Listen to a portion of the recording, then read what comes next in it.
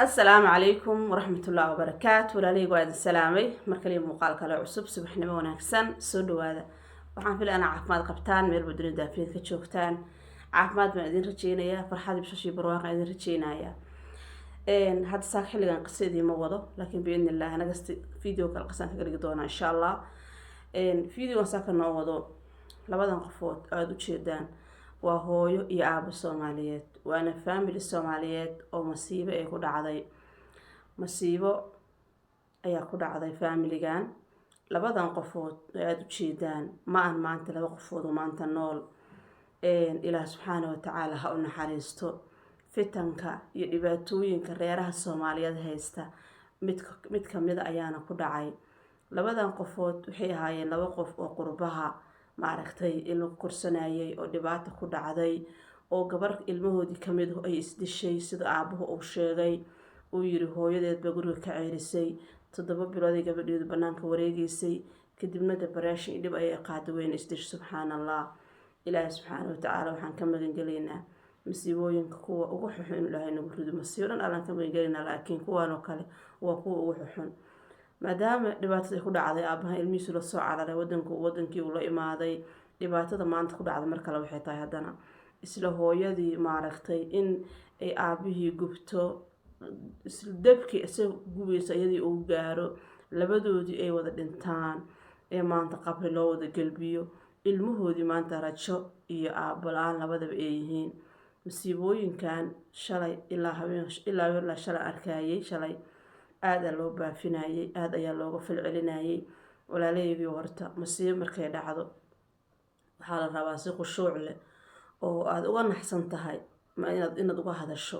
haddaad tiraahdo nolol maaha waxaan waa nolol qaraab ah waxay u kala tagi waayeen maxay sidan u yeeli waayeen maxay mar haddaad tiraahdo masiibo intay kaa maqan tahay waxay ku maqan tahay walaalka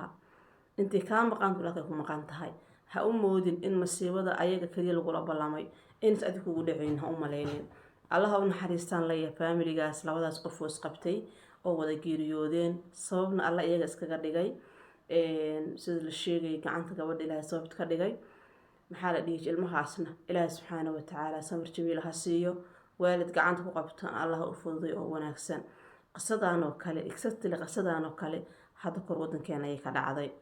2007 aakhirkeedii ayaa anaga waxaan ka soo baxay wadankeena dhulkan Soomaaliya Kenya u soo socday meel dhexe oo goboladan Soomaaliya oo dhexe kamid ah ayaan ku hakaday oo intuu roob da'ay dhulka caradhoobayda ah aan ka bixi waayay aan wada Muqdisho u laaban way horena u soo gudbi waayay waa meel dhexe meeshaas saako ayaa la dhahaa meelahan dhexe jubooyinkan ayay kamid tahay meeshii ayaan dad ehela ka helay oo 3 bilood ayaan meesha ku sugnaa xaggan waa u noqon way xaggan waa u soo bixi waayay reerkii aan la joogay ayaa maalmaha jimcaha waxaa soo booqan jiray nin oday ah oo nin weyn ah ayaa mar soo booqan jiray ninka markii qasa ku dhacday ayaa liiga sheekiyay waxa dhacday wiil isaga dhalay iyo gabar ayaa isqabeen wiil isaga dhalay iyo gabar baa isqabay reer family oo intaas oo caruur haysta ayay ahaayeen gabadhii iyadoo uur leh oo markaas uurkeedu bilaaw oo yahay wax yar oo yahay ayuu ninkii wuxuu guursaday gabar kale gabadhii weyneed way masayrtay qisadan hadda dhacda ayay la mid ahayd waxay uga bedelneed inaan qurbo la tagin bas uga bedelneed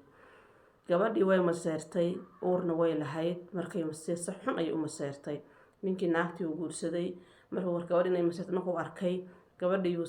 siiri wax siiri ma weeli waayay xataa wuu waday wuxuu geeyay xajku geeyay meelahaas ayuu geeyay maxaa la dhihi jiray Dubai dalxiis halkan Kenya meelo badan ayuu marsiiyay oo intaas bilood kula maqnaa inta ay soo tirsiray soo maslaxeynay uurkeedii oo runtii 8 bilood meelahaas ku soo dhow ayuu soo celshay oo maashi ay deganayeen ku soo celiyay qoftan waa la wareejinayaa xajka la geynayaa dalxiis ayaa la geynayaa laakiin muraayada qalbiga dhashtir dabcan subhanallah mar haddii muraayada qalbiga ku jabto wax kugu roon iyo wax kugu daran kulli ma garanaysidba gabadhii marka waa la soo celshay waxay imaadeen meeshoodii iyadoo wali uurkiina macnaha leh sida la rabay inaan ahayn markasta markii wixii dhigi jirtaa la dhahay hebelow aniga waan dhimanayaa aadna waad dhimanaysaa ay dhigi jirtay wuxuu dhihi jir waa dhimana waa ogahaye maxaa isu kaana daba dhigaysaa hal mar sidee waa dhimane maxaa ka wadaa waxa noocaasi mar walba ku hadli jirtay adiga waa dhimane anigana waa dhimana aniga hadda meesha ka dhacday waa meesha lagu sheegay qisada la socdaya waxaan arkayaa qofkii wiilka aabihiisa leef u arkaya waxaa la yiri marka maalin kasta saas dhigi jirtay mar waxay dhigi jirtay adiga waa dhiman anna waa dhiman adiga waa dhiman anna waa dhimana waa la yaabo eragaasi gabadhan ku celi jirtay ilaa gabadhan waxay go'aansatay inay ninkan dishay go'aansatay haddii ninkan dishan ayadana aysan ka harin dabcan ay go'aansatay saas siday u ahayd markastana ay dhigi jirtay waxaas ayaa waxaa dhacday wadanka waa iska taqaaniino nabad darro iyo amni darro ka jirta waxa waaye qof walba wuxuu iska haysanaya qori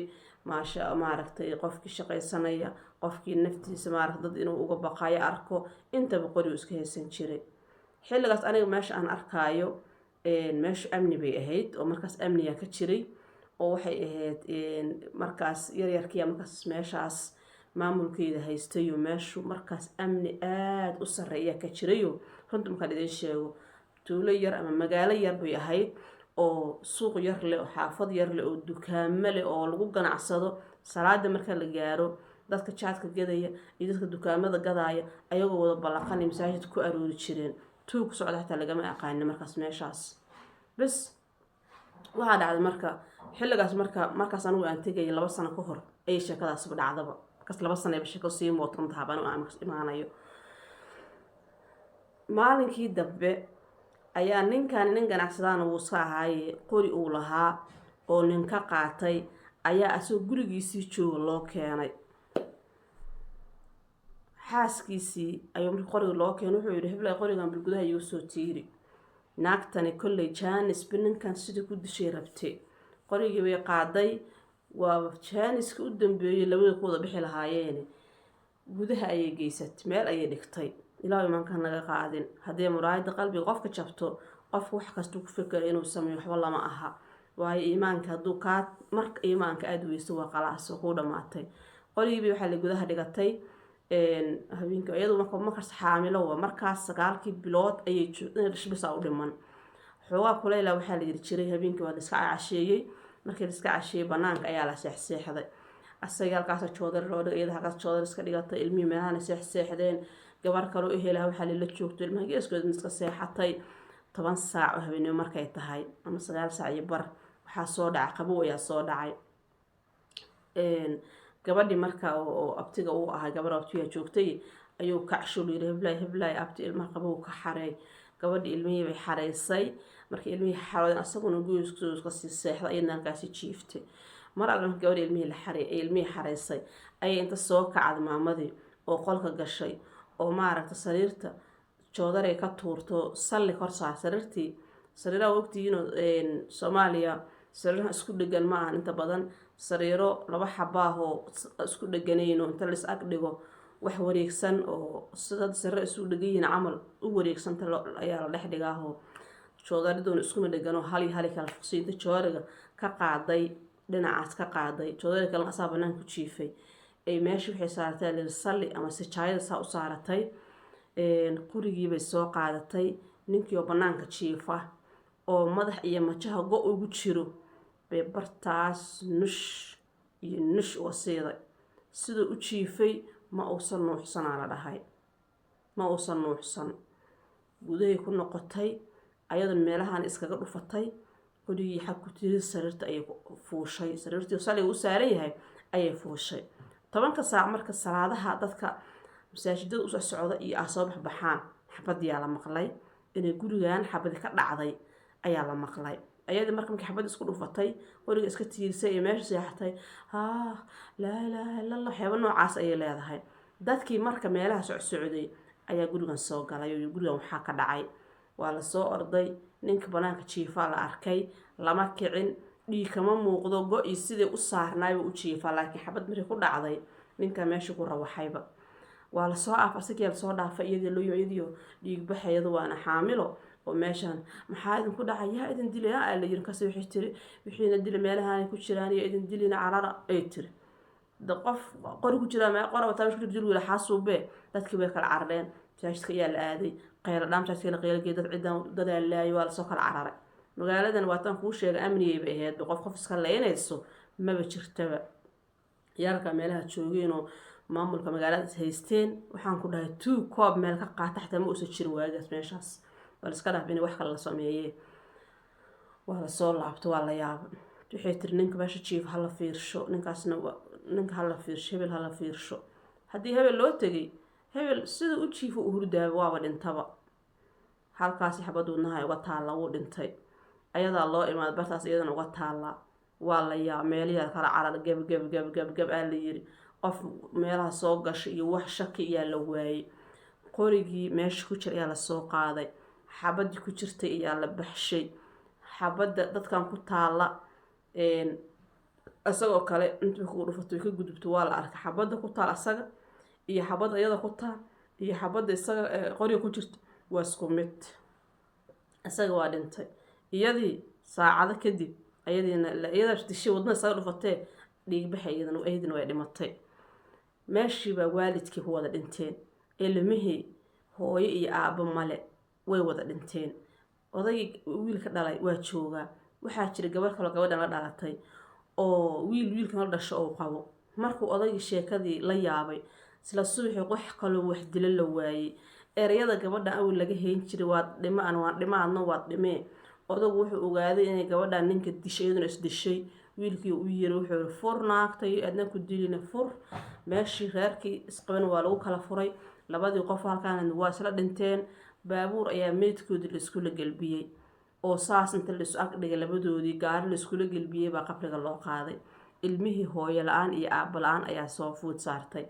ilaa waagaas aan arkayo aabihii wiilka dhalay wuxuu rumaysan waayey xaaskiisii ayaa wiilkaaga dishay maalin kasta oo jimco ah xoolo ayuu qalaa cunto ayuu karshaa dadka ku sadaqaystaa faatixada iyo mara inuu ilaahay waxa wiilkayga dilay ii soo saar ayuu leeyahay waa qofkii la dhintay intee laga soo saarayaa yacni wuxuu rumaysan waayey madaxiis ka weynaatay xaaskii intaasoo sano uu qabay intaasoo cunugu dhashay ayaa isagana dishay iyaduna is dishay 2 sano marka iyo maalin kasta oo jimco xoolo qalaya oo cunto karinaya oo uu leeyahay karsha maana sadaqada bal dadka hala siiyo markay cunaan wuxuu leeyahay faatixada iyo mara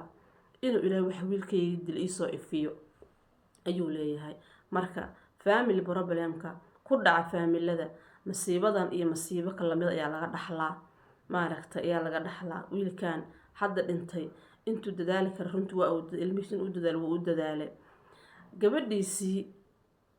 isku dishay maaragtay dawladda isku dishay inta soo qaado wadan ku soo aasay ilmihii dhan wuu la soo cararay dabcan gabadhani inay ilmaha celisa ayay rabtay khilaaf ayaa dhex taagnaa fiidiyaasha hadda lawada waxaa ka mid a mid uu dhahayo war reer hebel la gabadhu waxay ka dhalatay reer quracsan reer qasx ku dhashay soo maahan reer hebel wixii waxaan ka codsanayaa inay xaaskayga iga qabtaan inay gabadhan baasaboorada iga qaadaan in ilmahayga la ii qabto yacni aan layga layn mar dambe in ilmahayga gaalada aan la iiga celin inay gaalada iga celsho mar raba isagoo dhahaya ayaa fiidiyasha ugu dambeeyay maaragta hadda la wadaa marka yacni isfaham la-aan iyo family problemka iyo dhibkii iyo waxyaabihii jira waxay sababeen inay gabadha ninkii gubto ninkii uu dhinto ayadana debkii uu gaaro ayna dhimato runtii waayahan qof la gubo qisada hadda dhow dhacday sida cali iyo baashin ee gabadha la yiraa lul cabdicasiis ay waxay uga bedelan tahay inuu asagii nool yahay kan sida cali inuu nool yahay isla meeshii gubitaankii gabadhaas la gubay kana ninkii yaa la gubay debkii ayaa ayadiina qabsaday iyaduna uur leh sidiina ku dhimatay allah subxaana watacaala waxaan weydiisanaynaa inuu faamiladeena buuqa iyo dhibka iyo boroboleemka iyo isfahmlaanta inuu ka dhex saaro hooyo walba inuu aqligeeda maaragtay uu ka dhigo aqli fakaraya oo nool intaad fikri karto aqligaagu nool yahay haddii stress iyo depression kugu dhacaan maanta haddii meerkaagu joogo waxaana kaa qaldan yihiin isqabo ilaah uunto ayaad leedahay subxaan allah ma wanaagsana in loo duloobo maaragtay adduunka iyo rafaadkiisa ilmahaagii ood banaanka u saartay waxaan leeyahay faamiliyaasha soomaaliyeed dhammaan waalidiinta soomaaliyeed cunuga marka aad irida ka saar intuu aadayaa 7 bilood bay gabadheeda banaanka wareegaysay uu dhahay bal fiidi gabar guri laga saaray gabadhii wiil waa isku mid guri markaa ka saarta cunuga aduu iska saarto intuu aadayaa yaa raba muxuu sameynaa aakhirka inuu isdilo lagu fakeraa wuxuu sameey kale ma yaqaano إلا وإلما قريس لغا ساري فانتين marka walaalahayga qaaliga haddii ilmahaaga xanuun iyo dhibaato ida dhex marto ilaahay u bari ilaahay u tuug subxaana wa tacaala u barsa kuu toosinaya asaga idin islaaxinaya yaan loo duloobin dhibkan iyo rafaadkan iyo dhalaalkan beenta oo maaragtay wadamada qurbaha yaala oo rafaadka iyo silac iyo dulnimadu ay ka dambayso ilmahaaga maanta isdaldalay adigu aad banaanka u saartay wadan qurba aad ku ceyrisay kuwii kalena ka badbaadsato ilaahay u toobad keentira yaa rabbi shalay qaldamay soo maysan ahayn dadka soo qaadanaya oo maanta xag u wada oo xag u wada musiibadu qof lama ballamin haddii adiga maanta kaa maqan tahay qoftaani ku maqan tahay hadday adiga kaa maqan tahay adiga kugu soo maqan tahay ha moodin inay musiibadani qof gooniya leedahay marka waxaad leeyahay meel wajis waxnimo wanaagsan inuu ilaahay dambiyadooda dhaafo ilaahay u naxariisto ha loo duceeyo ilmahaas inuu ilaahay waalid fiican oo qalbiyadooda maaragtay yacni ilaah baa bedeli karee gacanta ku qabto xanaaneyn fiican si inuu ilaahay si allah fatixda loo maro inuu ilaahay dhammaan faamilada Soomaaliyeed nasiixa khayr qabta iyo maslaxa khayr qabta dhexdigana allah subxaanahu wa tacaala ha loo bariyo hana loo duceeyo qof walba oo maanta maskaxdeeda isla hadal ka dareemaysa depression iyo xanuun dareemaysa ha isqabato allihii ku uunta xaggiisa looga baxay ha u noqoto wayga waana waaniga talo soo dhawaas waxnimo wanaagsan asalaamu calaykum waraxmatullaahi wabarakaatu